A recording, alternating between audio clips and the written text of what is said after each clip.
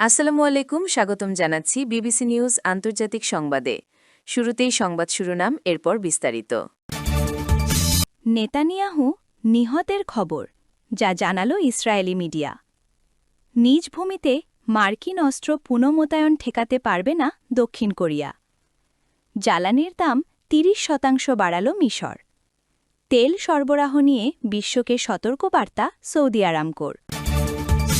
দর্শক, এতক্ষণ শুনছিলেন সংবাদ শিরোনাম। এখন বিস্তারিত। আপনি যদি ইসরায়েলের ধ্বংস চান এবং মুসলিমদের পাশে থাকেন, তাহলে ভিডিওতে লাইক করে চ্যানেলটি অবশ্যই সাবস্ক্রাইব করে দিবেন এবং আপনার মূল্যবান মতামত অবশ্যই কমেন্টে লিখে জানিয়ে দিবেন। এখন বিস্তারিত। নেতানিয়াহু নিহতের খবর, যা জানালো ইসরায়েলি মিডিয়া। ইরানের তাসনিম নিউজ এজেন্সির সোমবারের একটি রিপোর্ট অনুযায়ী, চলমান ইসরায়েল-ইরান সংঘাতে ইসরায়েলের প্রধানমন্ত্রী বেনিয়ামিন নেতানিয়াহু আহত বা নিহত হয়েছেন, এমন একটি অনুমান প্রচার করা হচ্ছে। এই রিপোর্টে নেতানিয়াহুর উপর কোনো হামলার প্রমাণ বা কোনো সরকারি নিশ্চিতকরণ প্রসঙ্গে বলা হয়নি, বরং এটি একাধিক পরোক্ষ তথ্যের উপর ভিত্তি করে অনুমান করা হয়েছে।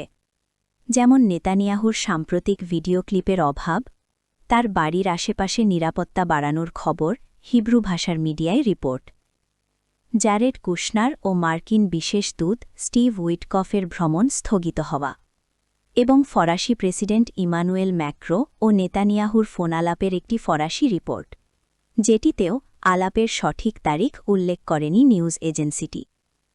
তাসনিমের রিপোর্ট আরও ভর করেছে সাবেক মার্কিন গোয়েন্দা কর্মকর্তা স্কট রিটারের দ্বিতীয় হাতের দাবির ওপর, যা রাশিয়ান মিডিয়ার মাধ্যমে প্রকাশিত হয়েছিল, যেখানে বলা হয় ইরান নেতানিয়াহুর গোপন আশ্রয়ে বোমা হামলা করেছে এবং তার ভাই এই হামলায় নিহত হয়েছে।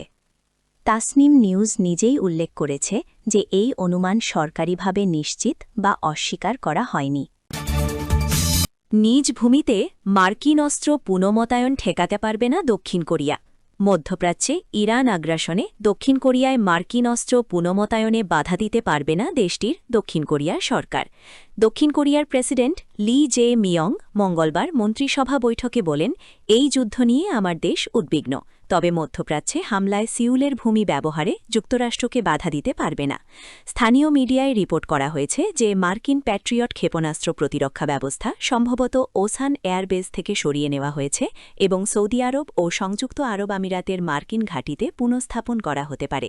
লি জে মিয়ং বলেন, কিছু অস্ত্র সরিয়ে নেওয়াটা দক্ষিণ কোরিয়ার উত্তর কোরিয়ার বিরুদ্ধে প্রতিরক্ষা অবস্থানকে দুর্বল করবে না। জ্বালানির দাম ৩০% বাড়াল মিশর। ইরানের সঙ্গে যুক্তরাষ্ট্র ও ইসরায়েলের চলমান সংঘাতের প্রভাব সরাসরি পড়েছে আন্তর্জাতিক জ্বালানি বাজারে। এর প্রভাব পড়েছে বিভিন্ন দেশের অভ্যন্তরীণ জ্বালানি নীতিতেও। বাড়তে থাকা দামের চাপ মোকাবেলায় জ্বালানির দাম ৩০% পর্যন্ত বৃদ্ধি করেছে উত্তর আফ্রিকার দেশ মিশর। মিশরের পেট্রোলিয়াম মন্ত্রণালয় জানিয়েছে, পেট্রোল, ডিজেল এবং যানবাহনে ব্যবহৃত প্রাকৃতিক গ্যাসের ক্ষেত্রে এই মূল্যবৃদ্ধি কার্যকর হয়েছে। খবর আল আরাবিয়ার।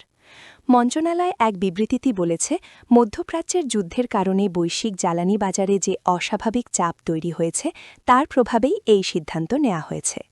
বিবৃতিতে আরও বলা হয়, মধ্যপ্রাচ্যের ভূ-রাজনৈতিক পরিস্থিতির পরিবর্তনের ফলে বিশ্বব্যাপী জ্বালানি সরবরাহ এবং শিপিং রুটে বিঘ্ন সৃষ্টি হয়েছে, তার সরাসরি প্রভাব পড়ছে জ্বালানি বাজারে। মধ্যপ্রাচ্য জুড়ে ধারাবাহিক হামলা এবং তেল সরবরাহ নিয়ে বিশ্বকে সতর্কবার্তা সৌদি আরামকোর। সৌদি আরামকোরের প্রধান নির্বাহী কর্মকর্তা সতর্ক করে বলেছেন যে এই অঞ্চলে দীর্ঘস্থায়ী অস্থিরতা বিশ্বব্যাপী তেল বাজারের জন্য গুরুতর পরিণতি ডেকে আনতে পারে। তিনি বলেন, অস্থিরতা যত দীর্ঘ সময় ধরে চলবে ততই তা বৈশ্বিক জ্বালানি সরবরাহ ও দামের ওপর ক্ষতিকর প্রভাব ফেলবে।